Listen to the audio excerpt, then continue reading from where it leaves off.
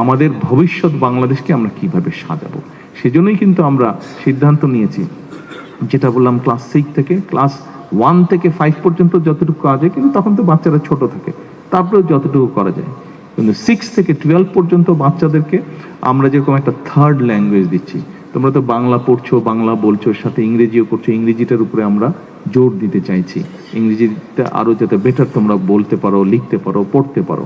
তুমি যদি জার্মানিতে যাও, বা তুমি যদি জাপানে যাও, তুমি যদি ফ্রান্সে যাও, তুমি যদি মিডল ইস্টে যাও, তোমার যদি সেই ভাষাগুলো জানা থাকে, তখন কিন্তু তোমার সেটা তুমি চাকরি বাকরি করো অথবা যে কোনো কাজই করো, তোমার কিন্তু সেখানে সমস্যা হবে না। কাজে এই যে ভাষাটা আমরা তোমাদেরকে শেখাতে চাইছি, স্কুলের মধ্যে আমরা ভাষাটা নিয়ে আসবো।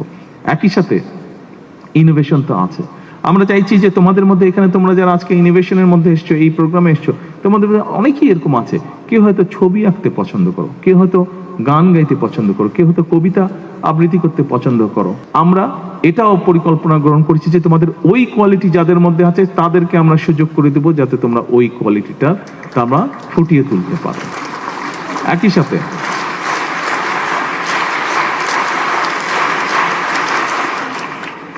সাথে এটা তো গেল কালচারের ব্যাপার, গেল ইনোভেশন ব্যাপার। এরপরে আসো, তোমাদের মধ্যে নিশ্চয়ই এরকম অনেকে আছে কোনো না কোনো স্পোর্টসে ভালো, হয়তো ফুটবলে অথবা ভলিবলে অথবা সুইমিং এ অথবা ব্যাডমিন্টনে অথবা ক্রিকেটে, কোনো না কিছু।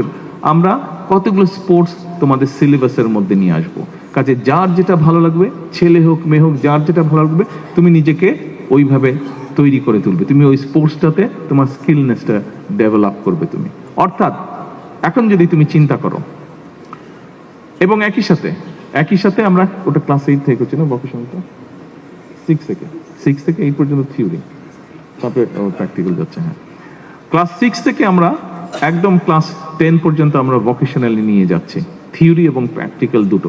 অর্থাৎ সেই মাইক্রোফোনটা নষ্ট হয়ে গেল, তুমি যদি জানো এই মাইক্রোফোনটা ঠিক করতে হবে, তাহলে দেখো তোমার এটা একটা এক্সট্রা কোয়ালিটি। কিন্তু এই স্পিকারটা নষ্ট হয়ে গেল, তুমি যদি এই স্পিকারটাকে জানো ঠিক করতে হবে, তাহলে কিন্তু সবাই তোমাকে ডেকে নিয়ে আসবে স্পিকারটা নষ্ট হয়ে গেলে, তাহলে তোমার দেখো এটা একটা এক্সট্রা কোয়ালিটি। কিন্তু তার মানে তুমি নিজেকে দিয়ে চিন্তা করে দেখো, তুমি যদি আজকে একটা থার্ড ল্যাঙ্গুয়েজ জানো, তুমি যদি ইংলিশ জানো, তুমি যদি ধরো সুন্দর একটু ছবি আর্ট করতে পারো, তুমি একটা কোনো কিছু ফিক্স করতে, ইঞ্জিনিয়ারিং কোনো কিছু ফিক্স করতে পারো, তুমি একটা ভালো মিউজিক্যাল ইনস্ট্রুমেন্ট বাজাতে পারো, তাহলে তুমি এখন চিন্তা করো, তুমি বাংলাদেশের ভেতরেই থাকো, তুমি বাংলাদেশের বাইরেই যাও, তুমি যে কোনো কাউরের সাথে, কিন্তু যে কোনো দেশের ছেলে মেয়ের সাথে তুমি কম্পিট করে টিকে থাকতে পারবে। পারবে না?